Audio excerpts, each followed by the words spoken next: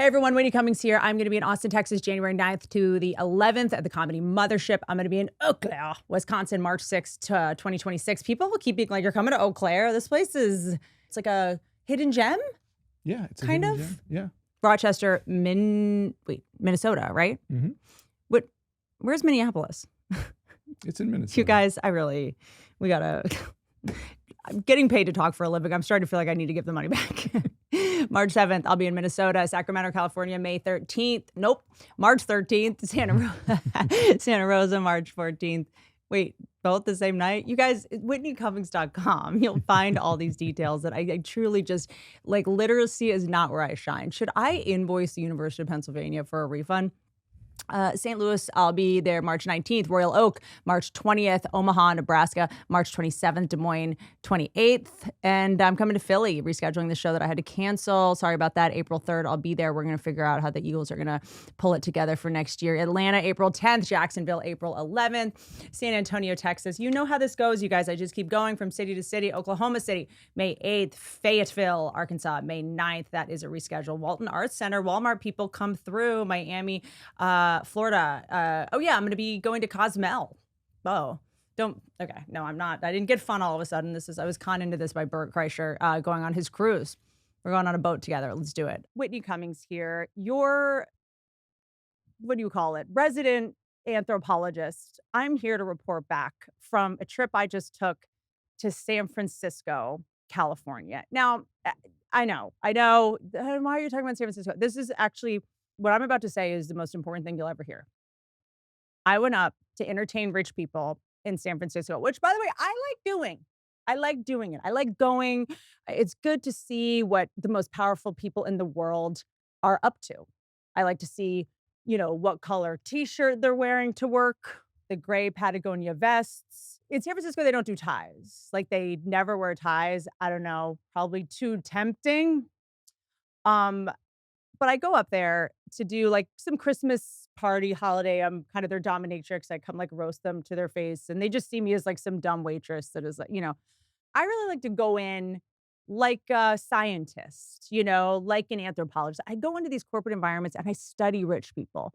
What are they eating? What shoes do they wear? Is their hair real or is it glued on with someone else's organ serum? I don't know.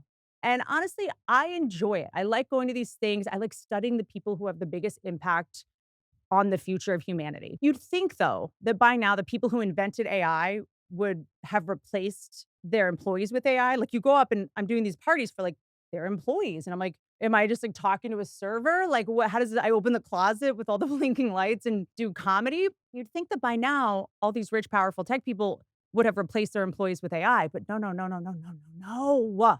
First of all, they're not going to none of them are going to use any of the technology they make. This is the main takeaway is you go up there and you're like, none of you use any of the technology that you actually make. It's like, remember the guy who built Facebook was like, I don't go on there. Are you insane?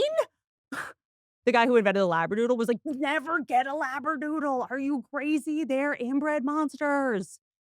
So I did ascertain that, but also these people don't want to replace their human employees with AI because that would take all the fun out of being a sociopath. Okay. It's not fun to control a robot or program an employee. You can't see the fear in their eyes.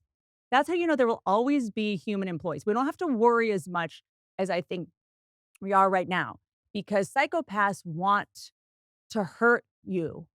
They're sadistic, and you can't really be sadistic with a robot. The type of people who run companies, they enjoy lording over people. That was the whole point of becoming rich in the first place. You can't make an AI leave her husband, even though you have no intention of being with her. You can't ruin a marriage for the love of the game. They won't replace themselves either because they are such narcissists that they don't think that even the best AI could replace them. The best AI on earth, right? They're like, but doesn't think like me, because AI is an amalgam of poor people. All right. It's a mix of all the plebes. It has no idea how to think like me. Okay. It doesn't know how to stay hard. These are the people who think that they are such outliers that no AI could ever replace them. And They wanna be able to abuse their power and be powerful over employees, so it's actually kind of Luddite up there. No psychopath tech dork is gonna want to be replaced by AI. They're like, "That's an amalgam of all human thought, and I'm above human thought. I'm not human. I'm a tech bro. I think about way more elevated things, like which white V-neck to wear today. How to convince myself that I must just not have Joe Rogan's right number. That's why he won't text me back. Yeah, Zuck gave me the wrong number to sabotage me." Look, I do these roasts around the holidays of companies. I do stand up at their parties, and most of them are in San Francisco, I would say. And I don't think we're all spending enough time thinking about San Francisco. All right. Don't you dare come at me and be like, Whitney, stop being such an Illuminati elitist. We don't care about that place. You have to. It'll help you understand what will soon be in our heads. Okay. On our head. I don't know where the chip's going to be. They seem like they're going to be. When I used to go up to San Francisco and work out, Cobb's Comedy Club, I used to go to. Punchline, love you guys. I would stay a couple days, I'd walk around, you could see, like, the coolest stuff. There was, like, vintage stores, bookstores, it was fun. You could, like, go get paper cuts, trying to remember how books worked. So, it's a very cool city, but that doesn't mean it should be where tech visionaries who decide our future should be allowed to live. This is a place that is home to the most powerful tech visionaries in the world. The character of a city has a huge impact on the thoughts and the ideas that people there are going to come up with. So when they go to work every day, when they go out at night, their real life experience is going to inspire the problems that they solve or what they think the average person needs and is willing to buy or do or whatever. The point is, we need to shut San Francisco down. I mean, certainly for a couple months just to regroup, but like permanently also for Hunter Biden, great place to live. Okay. You can sell fake art, you can launder money, you find plenty of people who will tolerate your lectures about us being in a simulation. But for the Ben Franklins of our day, the people responsible for solving normal people's problems, it should frankly be illegal to live in this city. It's hard to make sense of what is on the horizon for human de evolution if you don't understand the cartography of San Francisco. It's Whoville. It's the hills. It's just like up. It's a cartoon. It's not normal to walk outside of your home and immediately roll your ankle. You can't wear heels in the city. That's why it's chock full of lesbians. Straight women know to stay away from slopes. As a former lesbian, I can say this. Women want to wear cute heels. You can't live in San Francisco. It turns into like a Mr. Beast challenge as soon as you walk outside your door. Okay. Straight women, we don't do brusque wind and slopes. You know this. You can't walk around pregnant with this many curveballs. This city is a literal obstacle course. It's not normal. You can't walk down one of these hills with a roller bag. I had luggage. If you try to walk in San Francisco with a roller bag, you automatically get sent to be the next Neuralink experiment. Like they know, they just like, they send the gurney, like you're lined up because they know if you take a tumble, you will be vegetable adjacent. And they're just like, that's how they get their new people. They just load them up.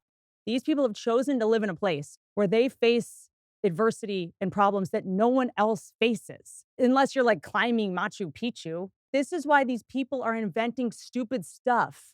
Every week, Silicon Valley's like, we invented luggage that's invisible. We're like, huh? This is why Silicon Valley isn't curing cancer. They spend all their time and energy making scooters and one wheel that moves with 2 feet, like an electric skip it. We don't need another scooter. No one walks up hills like this to get to work. By the way, most people don't get enough exercise. You know what invention hit?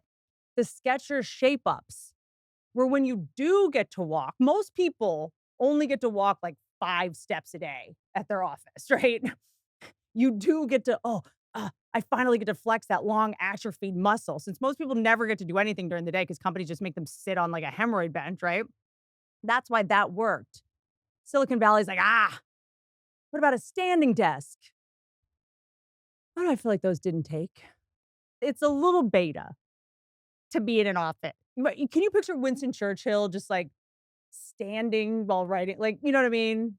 Like, oh, you care about your bath. Like, he used to work from a bathtub. That's how an alpha gets his work done. Naked with someone who's standing at the door. The person that works for you stands at the door. I know it's toxic, but the standing desk, it reads a little bit like, oh, okay, are you on your wellness journey? Like, cool. Like, all right. Yo, do you listen to podcasts? It's like a pocket protector. It's like a huge pocket protector at this point. It's like your back protector.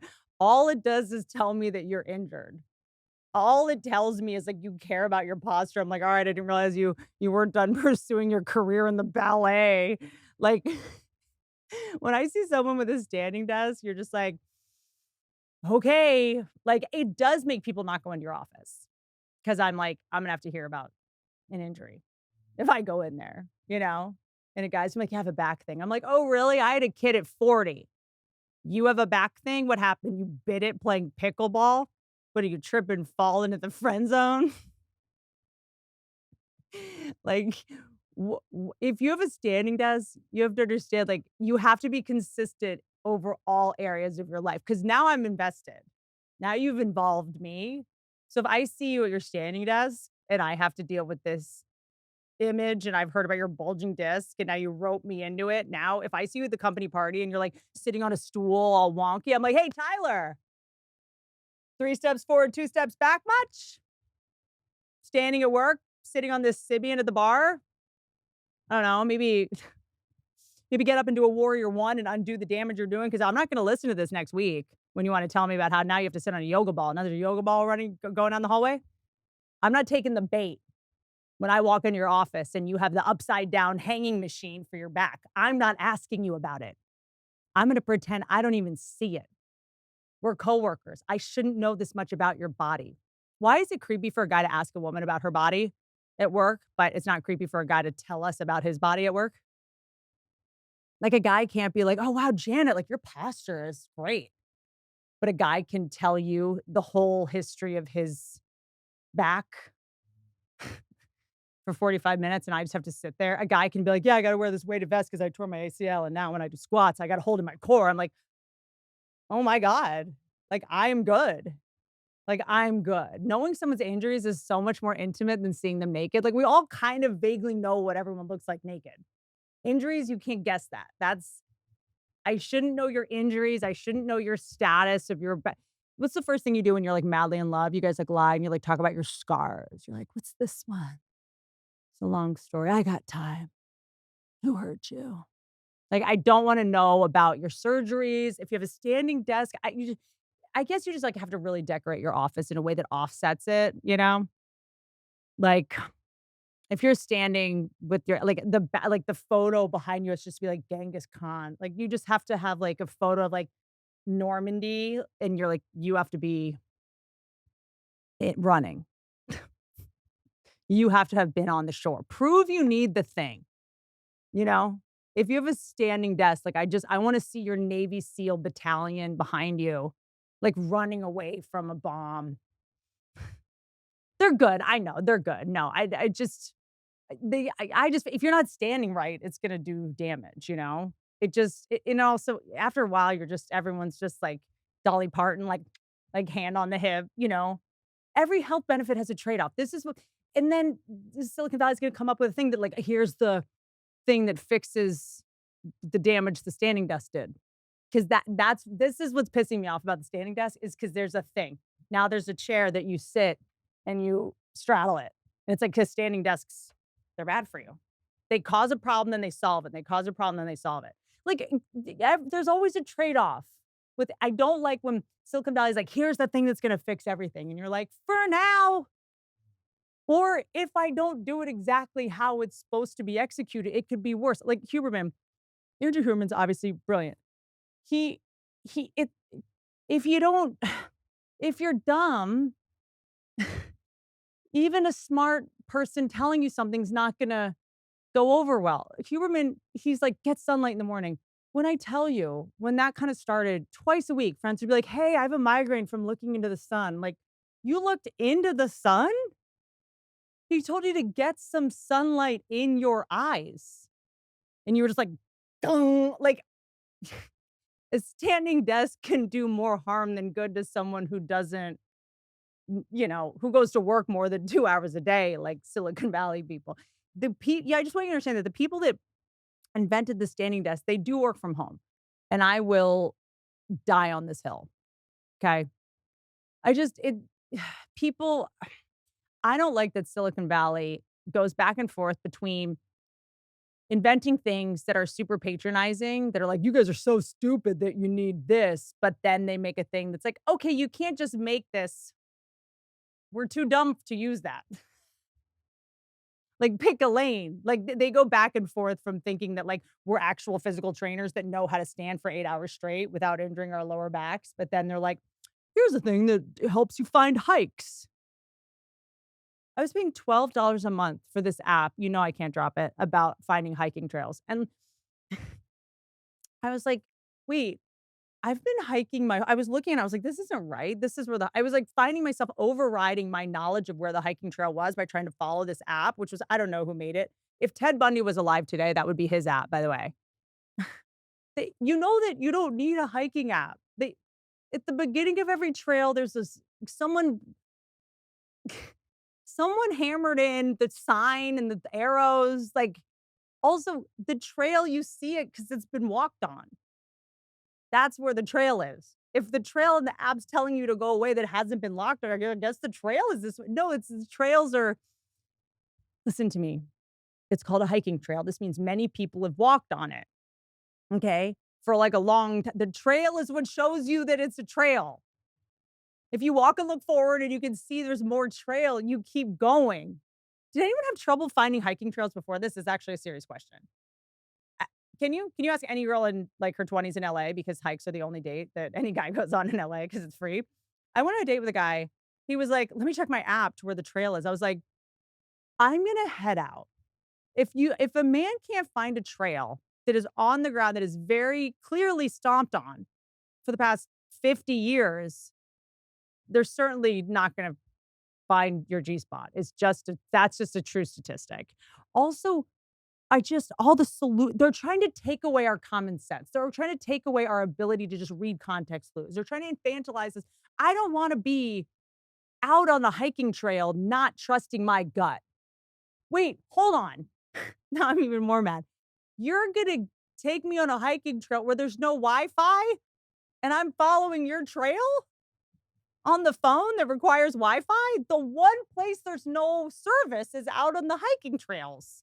If you're still using toilet paper in 2025, we need to talk skincare, self-care. Can we talk booty care for a second? I upgraded my restroom ritual to Good Wipes, and I genuinely, I don't know what waited so long was why that was a thing I was doing. Good Wipes, it makes flushable plant-based wipes for the restroom. They're soft, soothing, and safe for sensitive skin. Think of them as an upgrade of your toilet paper. Better clean, better feel, better for your tushy. They actually leave you feeling clean, unlike dry, scratchy toilet paper. They're 40% bigger and stronger than the average wipe, and they don't shred or tear. They're designed to break down and be flush. So do it. Don't be ridiculous, okay? It's not perfumey. It's not overwhelming. They have aloe, chamomile, vitamin E, no chemicals, no dyes, rose water, shea cocoa, botanical bliss. Oh, gosh. They're magical. It's like your bathroom got a little glow up. Good Wipes is giving away free wipes. If you want to try a free pack of Good Wipes, go to Target, buy a pack, Walmart, Kroger, or your local store. Head to goodwipes.com/Whitney. Then text them your receipt to get reimbursed. Again, that's goodwipes.com/Whitney to get your free wipes. Good Wipes, because butts deserve better. Drip drop. When I'm hydrated, everything just functions better. My energy, my mood, my focus, literally everything improves. That's why I've been using Drip Drop. Drip Drop is a doctor-developed, proven fast hydration that helps the body and the mind work better. It uses a precise ratio of electrolytes and glucose for rapid absorption, delivering 3 times the electrolytes and half the sugar of leading sports drinks. So you get real results, more focus, better energy, improved mood. And look at me. I'm just like, I look younger than my son at this point. Drip Drop, science-backed formula. It's trusted by firefighters, medical professionals, and over 90% of top college and pro teams because it's engineered to rehydrate you faster and more effectively than water alone. Tastes good, 16 flavors, delicious. In the morning, post-workout, do the thing. Okay, you can get subscription options. You can have it work. You know what to do. Right now, Drip Drop is offering our podcast listeners 20% off your first order. Go to dripdrop.com, use promo code Whitney. Dripdrop.com, promo code Whitney for 20% off. Stock up now before the heat. Stock up now. Dripdrop.com. What? Beat that winter heat. Beat that winter heat. Sometimes your heat is, you turn it up high. I'm always sweating the most in the winter. We have access to all these experts. That doesn't mean we shouldn't also think for ourselves. I think that a lot of people, and maybe this is what tech's, by design to atrophy our ability to think for ourselves. And maybe we inherently want to be domed like this, but it's like we have more access than ever to information. It doesn't feel like we're all just kind of getting dumber. The point is, going to San Francisco benefits you. I just want you to go for a day and you'll have a whole new set of fears, but they will be the correct ones. So I can tell you firsthand that you should be very worried about the state of society and your future, and frankly, your present. I have been finding a way to not be panicked this whole time, or to I never want to sound an alarm on something, and cause people anxiety for no reason. Because I'm always the person also that goes like, "Ah, well, that's gonna be figured out." Like, by the time we really have to worry about it, the solution will be there. Like, I'm always that person. Like, by the time I get cancer, there'll be a cure. By the time there's no clean water, we're gonna have like a filter that melts glaciers, or sunscreen's bad for you. There's a smoothie that's gonna fix this, right? By the time child trafficking, they're on top of it. They're gonna come up with an app. No, they're not. They're not. Okay. They can't. They're not solving any of these problems. They're not focusing on any of the problems that need to be solved because they can't get to work. Okay. They can't go to work to have their powwow and do their synergy and their think tank. The Silicon Valley words are always so dorky. It's like, we're going to do a triage. Like, triage? What is it? I was at one of these things. They were like, our triage. I was like, that's for hospitals. They say that in hospitals. You're not saving any lives. In fact, you're a threat to humanity. People go to hospitals because they drove off the road because of the app you created. Okay. People are in the ER because you made an electric scooter that told the guy using it to go straight. And then the Waymo got confused. That thing. When I was in San Francisco, I sat in traffic for 3 miles, took 45 minutes. I would have walked, but I had luggage. And I actually kind of fond of my Achilles heel. And I'm sitting there and I'm like, so you're telling me the most important people on earth spend 45 minutes of their life in traffic, which is why the only focus of any technology is like flying cars, like it's like, which by the way, the flying car thing is so funny because that's like what everybody's working on, flying cars. We can't even keep planes in the sky, guys. Bridges can't even stay in the air. Can we work on those? Maybe chill in the flying car. It's never gonna work. It's never gonna work. See, these are just like these people. No one wants a car to fly over their head. No one. No one wants to be like driving to work. Oh God. Oh, whoa. Okay. Okay. Yeah. Okay. Yeah, no, no, no. Good. Good. Like, oh, it's just a Laker. Cool. Like, that's not. We still, helicopters are still stressful. You know what I mean? We're not doing it. The problems in San Francisco, the problems that they face are only in like a 10-mile radius of them. It's the only people in the world that face the problems that they. So on one hand, their whole thing is like, here's how you stay in shape with a pill or a machine at your desk, or like a yoga ball, or like we put this pill in your butthole, like a shirt that shakes your muscles while you're sleeping. But on the other hand, they're like, here's the scooter. You don't need to walk. They're like, here's a stretching machine. Also, here's a hoverboard so that you can tear all the muscles open that you work so hard to build on our other machine. Here's an app to calm down and relax, which you can only get on the phone, the machine that makes sure you're never calm again. You see these people, they create the problem and then they solve it because they're sitting in traffic. If you see a problem and don't solve it, you don't get to move on to the next level of solving problems. You know how it's like, you must be this tall to ride this ride? It should also be like, you must have solved this problem of commuting to work for 45 minutes at under 10 miles an hour, or you cannot invent a thing. Also, the best inventions are by accident. The fact that I go up there and I'm like, I'm about to meet all these inventors. And I'm like, who decided that? Good inventions, penicillin was by accident. I was in mold. Super glue. I looked up this guy. He worked for Kodak and he was trying to use this like sticky substance to make something during World War II. And it became so sticky that it was like a nightmare. And he's like, oh, well, okay, someone will buy it. Someone's going to want to, do a prank where they put someone's tongue on a wall. Like Slinky, same thing. World War II, this guy, engineer, he wanted to help troops by inventing springs that could stabilize important instruments on naval ships. And then one of them fell off the table and like walked down. And they're like, and then his wife saw him, was like, show that to the kid. Whoever's kids those are in our living room. I don't know. He's like, I have kids. But the point is, that was the Slinky, which was, by the way, like the first fidget spinner. What happened to the Slinky? This is the other thing these people do. Slinkies do way more for being calm than any calm meditation app that they made up there. And it was made by accident by a real man who was an engineer at war, not a Nepo baby with a fake startup. Velcro, this Swiss guy, noticed that like Cockleburrs were sticking into his clothes, and then he went home and he looked at it under a microscope and said they had small little hooks, and then that was that. These are the things we need. We don't need you bringing back a wolf from Jurassic Park. You can't even get your own French bulldog to survive the flight to Aspen, okay? Silly putty. You know that? That was invented by accident. Created during World War II. James Wright, engineer working for the U.S. War Production Board, attempted to make cheap alternative for synthetic rubber. He added boric acid to silicone oil, and that was that. Post-its. Can I tell you, Post-its, like, this is can we just relaunch the things that all this tech is based on that they just stole and made it digital that worked? So, I guess Post-its were also made by accident, but Post-it notes were truly the last good invention. I'll fight you on this. These dorks are trying to be cool by like, let's bring back the dire wolf, like in the woolly mammoth. Like, we're so cool. We're so punk rock. Dude, what would actually make you look cool to chicks is that if they came into your house and there was just a Post-it note on the fridge that just said like, call Rick. You'd be like, whoa, dude. Whoa. If a burglar came in and saw a Post-it note that said like, call Rick, he'd be like, never mind. Nah. Who's Rick?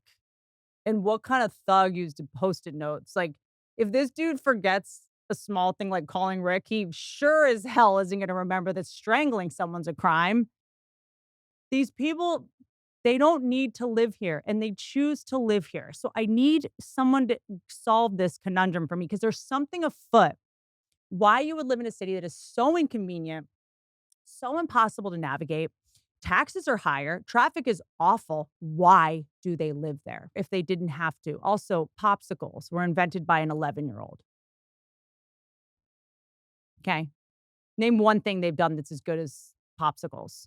I don't know why we've decided everyone is a genius if they live in San Francisco.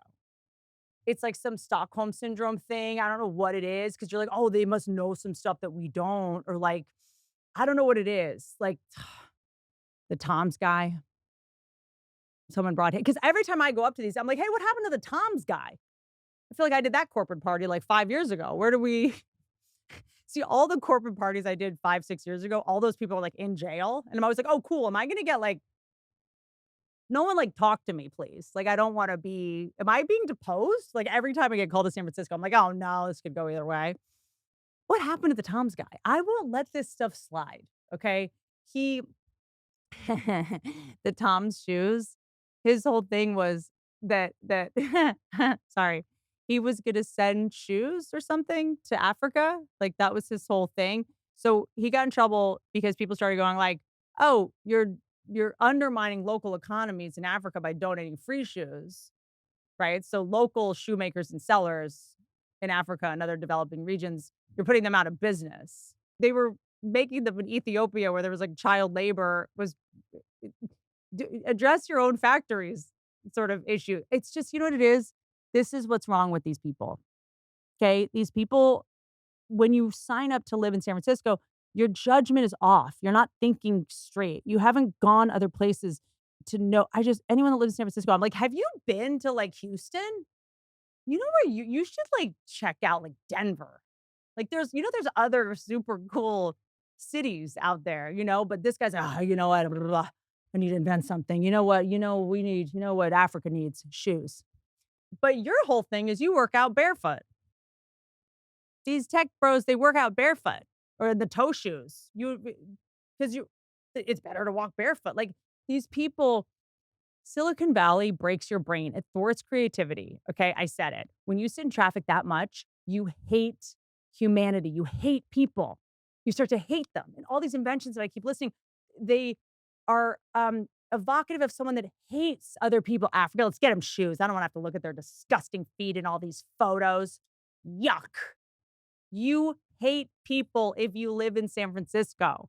You become a misanthrope and you have no motive to make things that help them actually be happier, right? You're like, let's just drain these pigs for their data. That's what they're doing.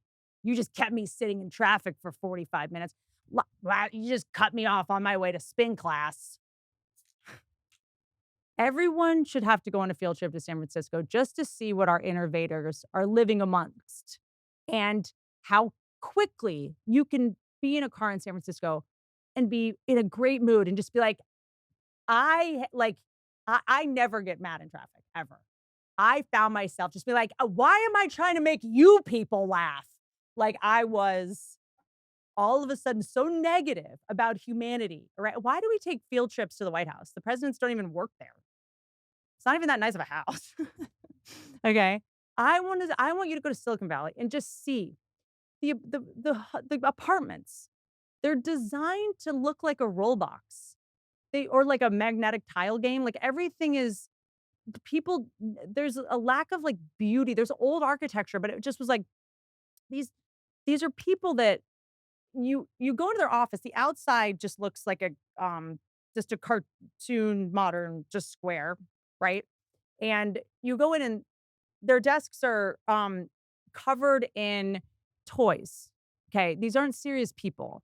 They think this is a game, all right? They have superhero action figures on their desk, they collect toys, there's balls, there's, like, little nets, mini pickleball, they're playing on their desk. These people aren't serious people, all right? They have the ugliest art you've ever seen in their office that costs easily $6 million. It's like a big balloon animal that's, like, shiny, like a balloon dog, like, it's just a joke art. These people are not trying to find the cure for cancer or Parkinson's disease. These people are causing cancer with the choices they are making. They're not working on cancer. They don't care. There is no way that the person who made the woolly mammoth come back can't cure cancer in 20 minutes. I just think that if you're gonna sign up to be an inventor, you have to live in a city that functions, or else all you're gonna do is invent things to help get around faster and save time because that's your main problem, right? If you're a doctor, you have to wear gloves, right? That's just a rule. If you're a crossing guard at a school, you have to wear a neon vest. Like no one fights that. If you're a construction worker, you have to wear a helmet. If you're an inventor, you can't live in the most poorly invented city because all you're going to try to do is reinvent it and compensate for the messes of that city, which most people do not live in. All these inventions coming out of there, everyone's like, huh? No one needs that. Roomba just filed for bankruptcy. Everyone's like, yeah, I don't want a thing that s s sucks up near my feet. I have a cat. Like, what? No, I don't want a machine sucking at my toes. That's your thing. I'm sure a toe-sucking machine is at the top of every weirdo adventures list up there, but most people hire a human being to do that for them. You guys, Noble Travel. Most luggage is just a box on wheels. Nothing about it actually makes travel easier. Picture this. You're at the airport. You're trying to hold a coffee, water bottle. Your phone's at 2%. You're tearing through your bag. You're looking for your laptop at TSA. Everyone's behind you, judging your life choices. That used to be me before I got the Noble all-in-one carry-on. First of all, they built in a flip-out cup holder. Genius. Lifesaver. Anytime you need a coffee, you just put it right in there. There's a built-in charging port as well, so you're not crawling under a family of 6 to like get to a moldy charging port at the airport, right? There's a front laptop pocket because TSA, like they always make it way less stressful to have that pocket. 360 wheels, so you can make TikTok videos and, make your son dizzy. And unlike most bags, Noble has no zipper at all. It locks shut with a latch system that cannot be pried open. It's sleek, minimalist, and honestly, it's one of those bags that actually does turn heads. Even if you're not flying first class, your luggage definitely looks like it is. Noble is the #1 top-rated luggage on Trustpilot. Every suitcase comes with a 100-day money-back guarantee, free 3-day express shipping, lifetime warranty. Let's go. Limited time, Noble is having their biggest sale they've ever done. Noble, N-O-B-L travel.com for up to 58% off. Wow, your entire order. N-O-B-L-T-R-A-V-E-L.com for up to 58% off. After you purchase, they will ask you where you heard about them. Support our show. Tell them we sent you. I just feel like all of their solutions need solutions now. It's like, here's the app that helps you communicate with your Uber driver for when he cancels. Like, what? Just make that one better. I thought hold on, I thought Uber was the solution. Here's the gadget that you can press to notify your friends when you feel like your Uber driver's kidnapping you. Just how about uninvent the thing? It didn't take. If you have to invent 5 more things to fix the invention before, that's a lemon. That's a dud. Here's an app for the law firm that defends you when you get stolen by your Uber driver. Like, I had 3 Uber drivers in the past month, by the way, stop for gas. Which is fine. It's like, okay, we're together now, I guess. San Francisco, I really got into it. Many of the city's water and sewer pipes, 20% of water pipes are 100 years old in San Francisco. Water mains breaking, heavy storms. All right. But you need to know when my period is. I need to put my period into an upload my period for you guys. Okay. The last good invention that came out of San Francisco was the fortune cookie, I think. Do you know that was invented there? They didn't invent the first electric TV, you know. I did look into that. We love TV. That was my job for a while. Uh, I don't get why it's the epicenter of innovation because of Stanford. It's because of Stanford. You know, did you know that Stanford is, this is true, that Stanford has created more than any other educational institution, the most psychopaths of any other university. I didn't go to Stanford though. I didn't go there. I didn't get in because my parents aren't international war criminals, but no, I don't. I actually like Stanford. They I just they've done a really good job. I'm a football fan. They've done a really good job of making sure that their football players are protected against CTE by making sure that they don't win a single game. Um, sorry. I'm just saying, why does San Francisco make all these inventions that don't take? Which ones have taken besides the phone? Blue light glasses. Oh, this is my favorite. Yeah, you need blue light glasses to look at the phone. Huh? Just put the screen, make the screen not the sun. Don't make me wear blue light glasses. Don't turn us into dorks. Don't make me have 4 eyes just because you didn't put this make the phone screen make me not need the glasses. Apple Pencil, remember that? Dorks, okay? You guys don't hang out with real people. You know what I mean? It's so wild. It's just like all these inventions that came out that didn't take right away. VR, like the fact that VR has not taken off, you know how funny that is to me. It is so funny to me that tech bros just think that men just want to watch real like 3D porn all day. And everyone was like, not homie. We have like jobs and wives and like we don't need to like put a hat on about it. Like we can watch porn like 1D. Like, I get like, it's enough. Like, I can just go through my phone, like, I have videos, like, Pornhub's, like, perfectly fine. Like, we have, like, human women that we would just do that, you know? Like, and these are people that obviously do not have, like, functioning amygdalas or emotions because when you have, like, normal people are, like, wanna know what's behind them. Normal people are like, "Ugh, like, what? I can't see." Whereas psychopaths are like, "What do you mean? The only dangerous person is me. I'm the only person that would sneak up behind someone while they're can't see anything." This is proof. You know my whole thing of, like, how to find out that girls don't have girlfriends? Like, I know everything I need to know based on the fact that she's wearing that bra where the strap is sticking out or clear bra strap. I'm like, she doesn't have girlfriends," and that tells me everything I need to know. The traffic in San Francisco reeks of people who don't carpool, and that means they don't have friends. It is all 0 driver cars or single driver cars. Why are you guys carpooling to work? Why is there all this just, like, people that are just don't have friends? Guys that don't have friends, that's weird too.